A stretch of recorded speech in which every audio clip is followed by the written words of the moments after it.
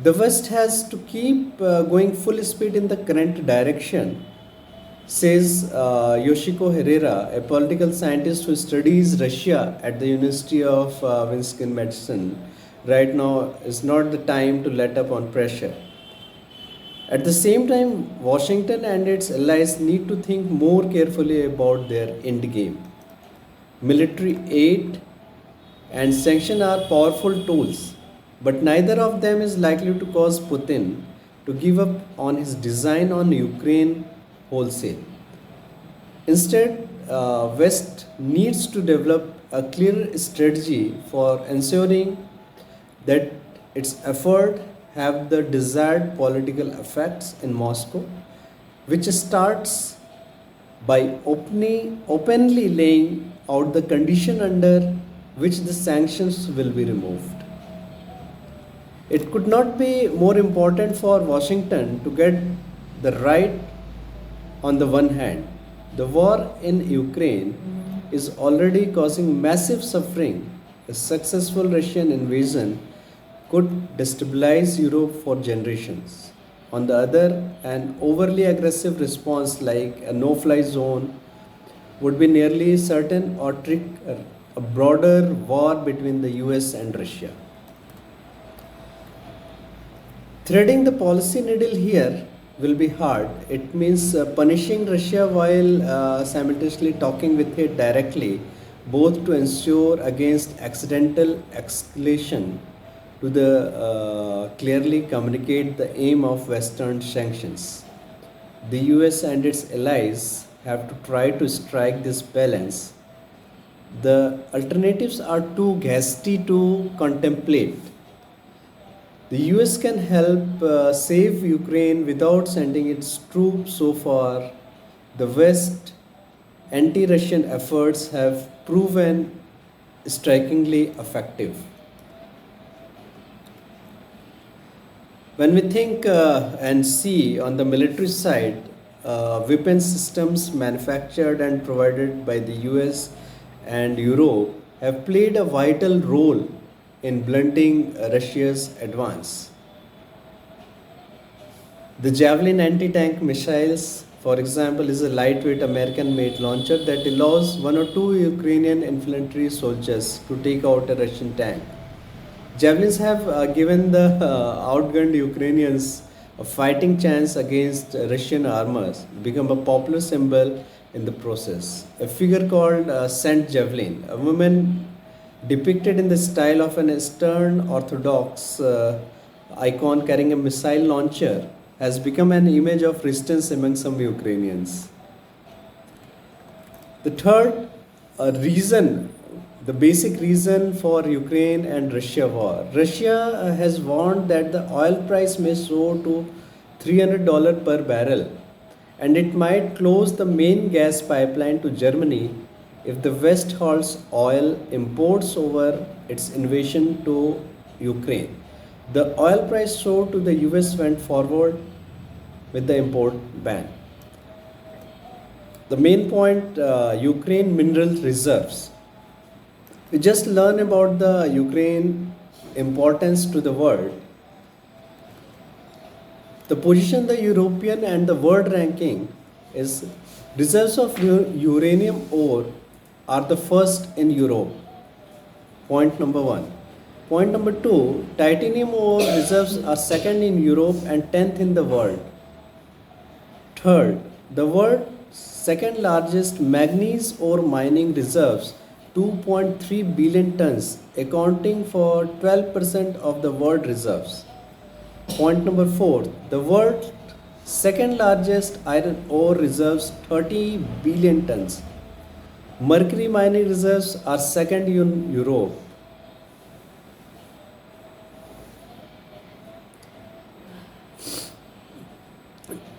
Thirteenth in the world for shale gas reserve 22 trillion cubic meter. Overall, fourth in the world in total value. That is in only a specific part of Ukraine, and that is the major agenda for this war. Next, Russia think that it's a joint assets of all the 15 countries. And why Russia attacked is the fifth point we are discussing. The root of the Ukrainian war, how the crisis developed. Russia invasion of Ukraine is the biggest military mobilization in Europe since World War II. Here's a guide how it became about and what's at stake for Russia, the US and NATO. It felt like a scene from the Cold War, a previous episode from a bygone era. An unpredictable Russian leader was assembling troops and tanks on the neighbor's border. There was fear of a bloody east-west conflagrations. Then the Cold War returned hot. Vladimir V. Putin ordered Russian force to invade Ukraine. The repercussions were immediate and far-reaching. Now, following the launch of missile full-scale invasion on February 24, we all see it already. The largest mobilization of force Europe has seen since 1945 is underway. So far, Moscow has been denied the swift victory it anticipated and has failed to capture major cities across the country, including Kyiv, the capital. It has been weighed down by an ill-prepared military and has faced tenacious resistance from Ukraine soldiers and civilians resistance fighters. Still, Russia has superior military might, and Mr. Putin has indicated that he likely won't back down from his ultimate goal of capturing Kyiv, toppling Ukraine's democratically elected government, and summing the countries into Russia's orbit. The invasion threatens to destabilize an already volatile post-Soviet region. That already we know 91 what happened, and Russia is divided into 15 countries, with serious consequence for the security structure that has governed Europe since the 1990s. Mr. Putin has long lamented the loss of Ukraine and other republics where the Soviet Union broke apart. Now, diminishing NATO, the military alliance that helped keep the Soviet in checks, appeared to be a part of his mission before invading. Russia made a list of far-reaching demands to reshape that structure. Position NATO and United States rejected. With the war grinding on US intelligence agencies, says Mr. Putin has been frustrated by the slow pace of the military advance, and Russian commanders have been increasingly intensifying attack on civil targets and infrastructure and resorting to tactics used in previous war as Chechnya and Syria, flattering cities with overwhelming and indiscriminate firepowers. The war has unleashed a devastating humanitarian toll and claimed thousands of lives. It has also promoted more than 2 million people to flee Ukraine in less than 2 weeks, spurring what the United Nations has called the fastest growing refugee crisis after World War II. It has been besiding southern port city of Mariupol, a Russian strike on a maternity hospital on March 9. 9 people were killed, at least 3 people, and 17 were injured. The city has no electricity or water, and people having been boiling snow for water. That's the condition over there.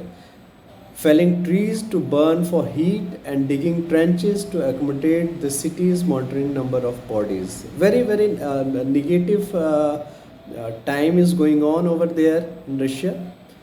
Several rounds of diplomatic talks between Russia and Ukraine have failed to stop the war. The United States and the European Union have mobilized to impose some of the toughest economic sanctions even on Mr. Putin's government. Hundreds of Western business, manufacturers, oil companies, retailers, and flat food chains like McDonald's have suspended operations in Russia, turning back the clock on the country's opening to the West. Now, the last point we are discussing about what is the conclusion of it. We are very known that Russia is a well-known power in the world. Mr. Vladimir Zelensky, president of Ukraine, put their people in danger after a disaster pandemic. It must be understood by him what world suffers in last 2 years. Year 20 to 22 still the pandemic situation is going on. If we think that Russia is wrong, then Ukraine anyhow is not able to fight with a big fish, big whale fish. They know it well. So why they war with Russia? In a pond, you can't fight with a crocodile, even you are a collection of small fishes also. And the third, the most important, there are a lot many diplomatic ways to shout out this issue, but Ukraine will ignore. So Ukraine will think about all these points, and I just summarize it. This is my point of view on this particular topic. Thanks to all of you. If anybody have any query, they can ask me also.